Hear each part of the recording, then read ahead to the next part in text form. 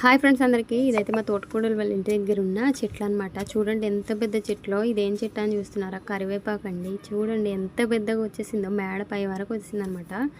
అలాగే ఈ కరివేపాకు ఈ చెట్టే కాదు, పక్కనే ఉసిరి చెట్టు ఉంది. అండ్ దాని పక్కనే మల్లె చెట్టు ఉంది. దాని పక్కనే గోరింట చెట్టు ఉందన్నమాట. ఈ 4 చెట్లు కూడా పై డాబా వరకు అయితే వచ్చేసాయి.